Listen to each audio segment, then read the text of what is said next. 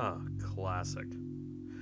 Hello, everybody. Welcome back to 7895 Gaming. Tim here, and today we're taking a blast from the past and playing System Shock 2.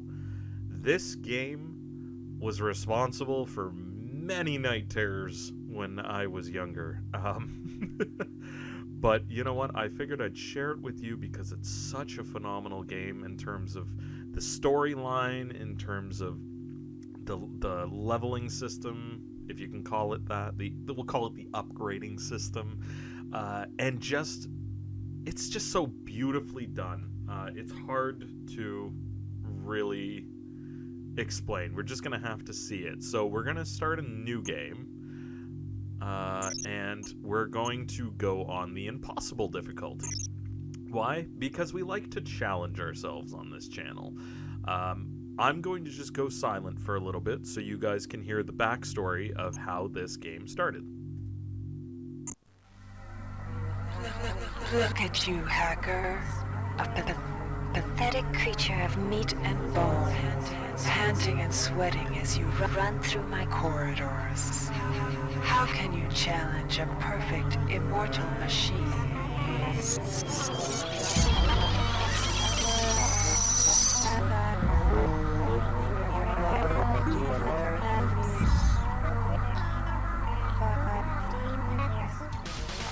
In 2072, a rogue artificial intelligence known as Shodan lost her mind.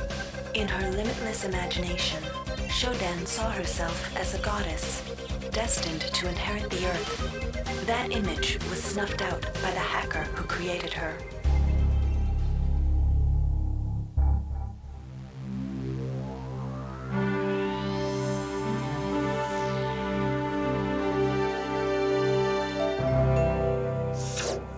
February 3rd is the day the magic happens. The Von Braun, the first starship in history capable of traveling at faster than light speed, will undertake her maiden voyage. This incredible journey is the result of teamwork between the UNN Protectorate and the incredible scientific minds at the newly relicensed Tri-Optimum Corporation. Imagine being able to travel to distant star systems in a period of weeks. It's all part of Tri-Op's commitment to the future. The Von Braun is packed with over 1.8 billion flight, scientific, and security systems, nearly all developed by Tri-Optimum and its wholly owned subsidiaries. Providing security for the Von Braun as she plows through the heavens will be the UNN Rickenbacker. At her helm will be no less than Captain William Bedford Diego himself, hero of the Battle of Boston Harbor during the Eastern States Police action. This incredible union of government and corporation is made possible by an intricate series of docking mechanisms that will allow the Rickenbacker to piggyback its way into jump space. Sleek, fast, revolutionary. Who knows what wonders await our crews in the bosom of the cosmos? All we do know is that it's a great day for mankind.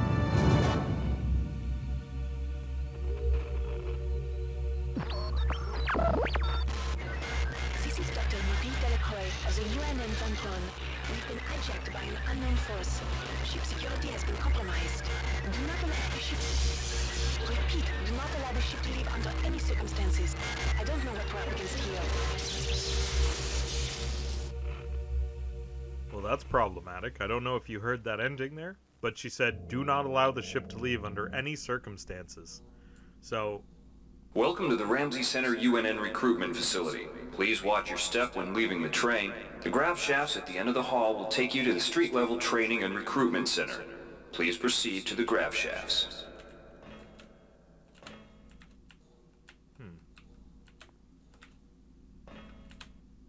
Just wanted to check something. I was pretty sure... Yep.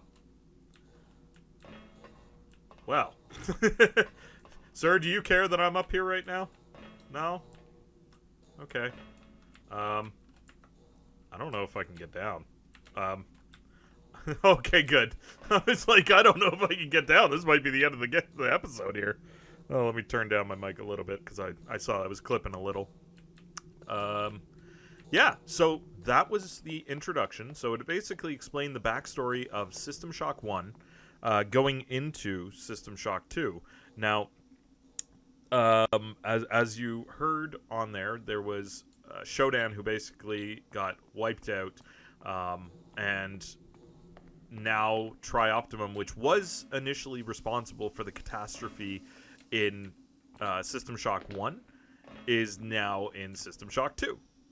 So I fucking love Tri-Optimum in terms of like their chimes and stuff like that. It's really cute. But now they're in charge of the Rickenbacker, not the Rickenbacker, sorry, the Von Braun. And so I think you can kind of put some pieces together and know that if they were the bad guys in number 1, maybe it's probably a good chance they're the bad guys in number 2. I guess we'll find out on this thing together here. Step into the grav shafts to proceed to the street-level recruitment. Right. Well, the UNN. Isn't there... I think somebody's eating, like, food over here? Hi. You don't want any food? Okay, whatever. God, there's a lot of junk in this area. We'll be back here in a second.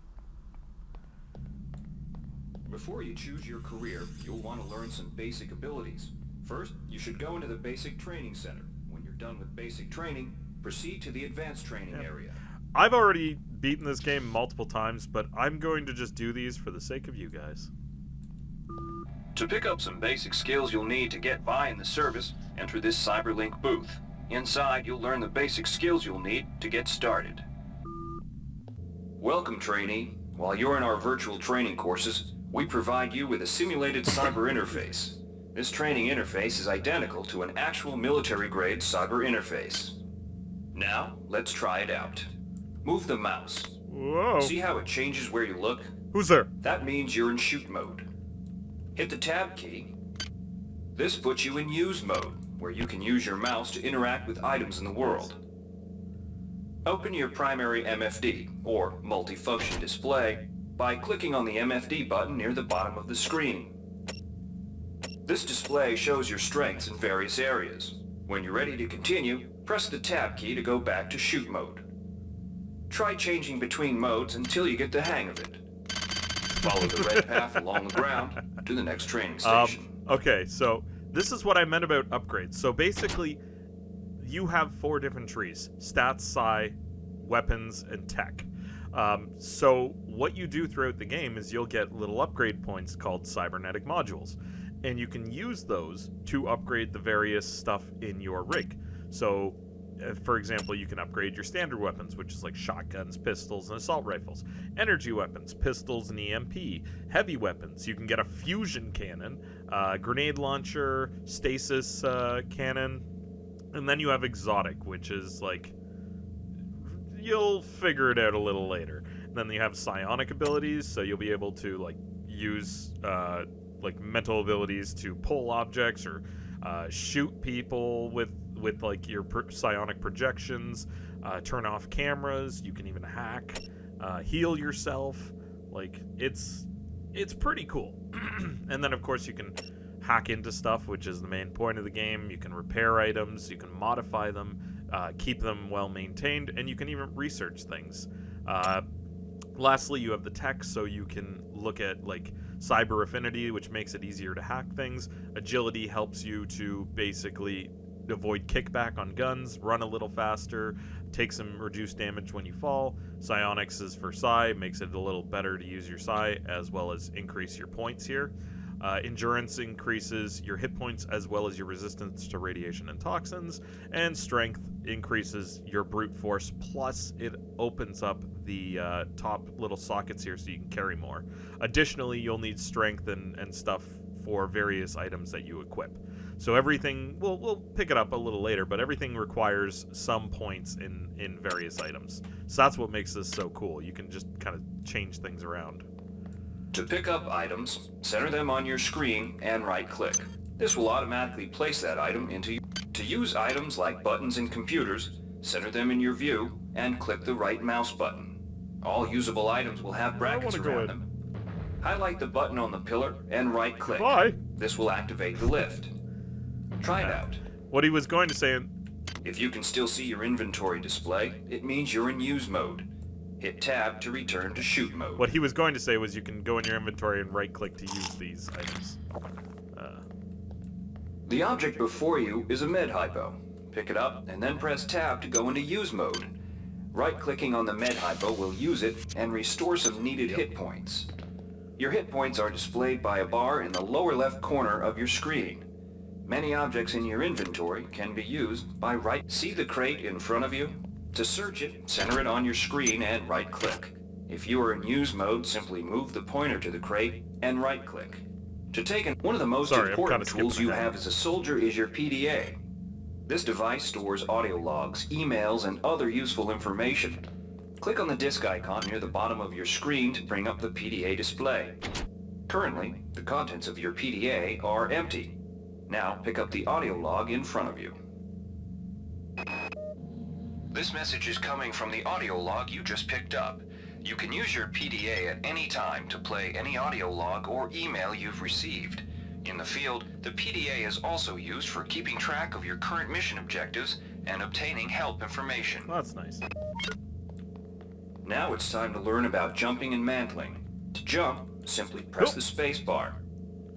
Some surfaces can be mantled onto by holding down the space bar. To climb a ladder, simply walk into it and look upward. You'll automatically start climbing the ladder. I just picture somebody walking to a ladder, just tilting their head back, going, and then just climbing up the ladder. Look into it and press up. You've done well. Remember, if you're unclear on any aspect of what you've just learned, you can repeat the training as often as you wish.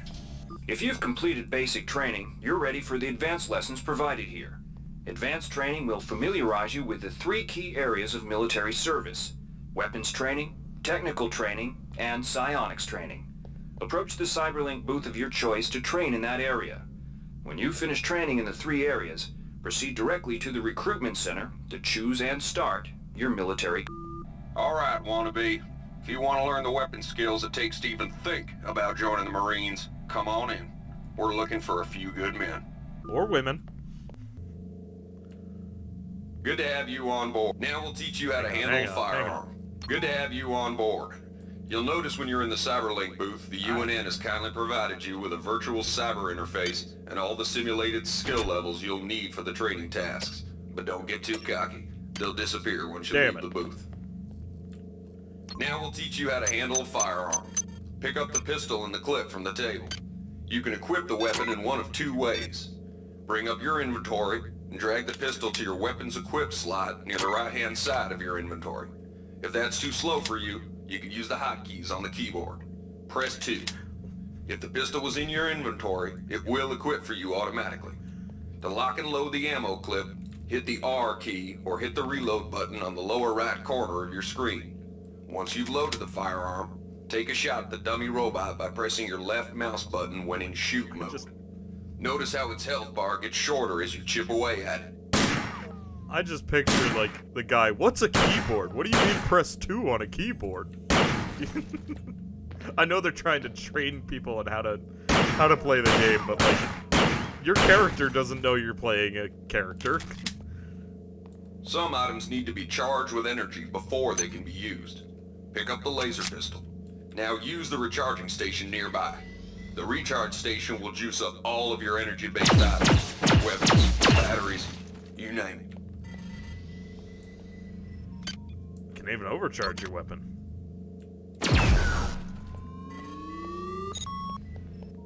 Weapons are not fine wines. They do not get better with age.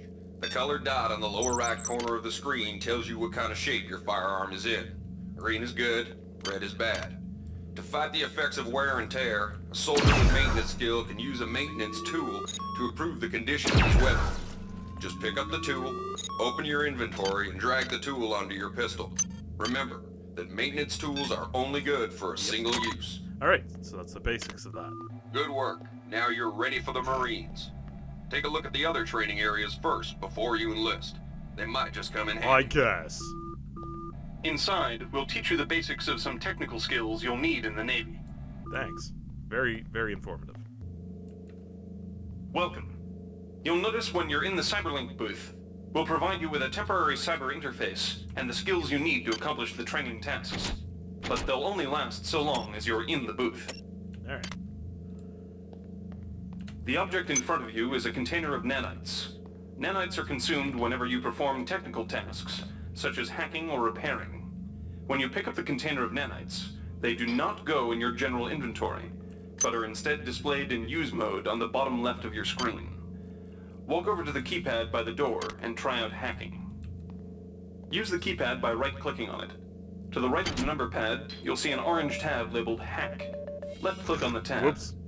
Text will appear indicating the difficulty of the hack and any bonuses that apply. Click on the Start button I to may begin have hacking. accidentally... You'll see a grid of nodes. Clicking on a node will either turn it bright or dark. To successfully hack, you must connect 3 bright nodes in a straight line. Beware the ice nodes with the red outlines. If one of these turns dark, you fail the hack, and you might break the item you're working on or worse. You can restart your hack attempt at any time by hitting the reset button, though you'll have to pay the nanite cost again. I may have accidentally broken it by apparently figuring out what the password was before I actually was supposed to. 00000. But anyway, so what he was mentioning there, these are the red ice nodes, which are actually kind of like brown, but that's, you know, just here or there. It's cool that it shows you what the initial difficulty of the hack is, and then basically reduces the level and the amount of ice nodes based on your skill upgrades for hacking. So what he's saying is you basically have to connect 3 in a row. If you get a, let's try again. If you get one of these nodes, then you can't finish the line. If you get one of those nodes in here, you basically destroy the thing. So it may cause your door to basically be broken. You can potentially blow up crates, all sorts of stuff. You can use nanites to buy items from replicators. Please make To your use a selection. replicator, right-click on it. There. Then right-click Choosing on the item. The value item you wrap. purchased will drop into the slot below. Make sure you pick up your purchases before you leave. I'm pretty sure I just clipped the thing. Let me double check there. something. Please make your selection. Thank you for Okay. choosing value wrap. I'll keep that in mind. Just turn down the master volume slightly. I don't want to accidentally just burn your ears with the thank you for choosing. You learned the basics of the technical skills. There are several other technical skills you'll learn throughout the course of your career, such as repairing items and modifying Yes. weapons. The cyber interfaces for these tasks are similar to the hacking interface. Before you enlist in the Navy, try out the other training courses. They'll be useful. All right. Inside, you will learn how to reach out with your mind. Do not let fear block scared. your path. We've provided you with a virtual interface and the temporary ability to project simulated psionic powers. Once you leave this area, these powers will be lost to you. Well, how disappointing. The red bar at the lower left of your screen tells you how many psi points you have. Psi points symbolize the current ability to use your psi powers. Psi hypos replenish your psi points. Try using a psi hypo and watch your psi points increase. When you've reached your maximum in psi points, move to the next station. Oh my god. They just kind of repurposed the same rooms. I know the graphics look outdated, but I love it. I'm sorry. This psi amp amplifies your psi powers and lets you project them into the real world. To equip it, pick it up, and then hit the tilde key. Firing the psi amp activates your currently selected psi discipline. You currently have access to 2 disciplines, cryokinesis and kinetic redirection. Go into use mode and click on the arrows on the bottom right of the screen. This will cycle through your available psi disciplines. Later, clicking on the arrows above the number to the left will allow you to select psi disciplines from higher tiers. Use cryokinesis to destroy the robot and kinetic redirection to pull that nanite container towards you. Be careful. Holding down the mouse button can augment the power, but holding it down for too long will cause burnout, which will damage you. If you run out of psi points, use another psi hypo. That's basically Psi in a nutshell. Mastery of the mind is a slow but rewarding process. Return to this area if you need more guidance.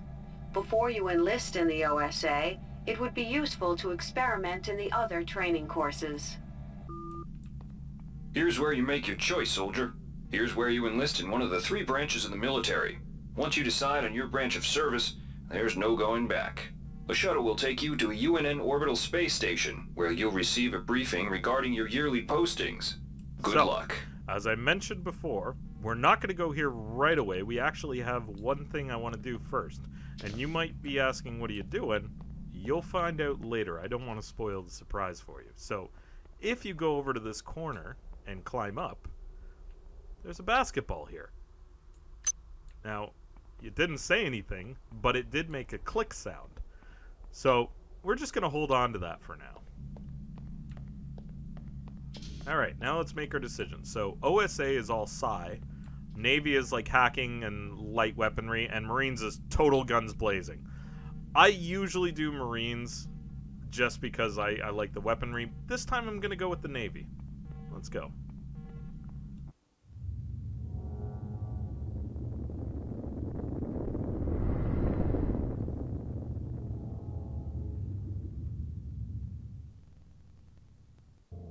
Alright. I'm going to save here. I have a lot of saves. But I'm also going to end the episode here, because unfortunately we're out of time. But thank you everybody so much for watching. Check out our other content on 7895 Gaming, including just my Hugo's House of Horrors, Warcraft, and just generally whatever else has been posted. If you like it, give us a thumbs up and subscribe. And we'll see you in the next episode. And until then, I hope you have a great day.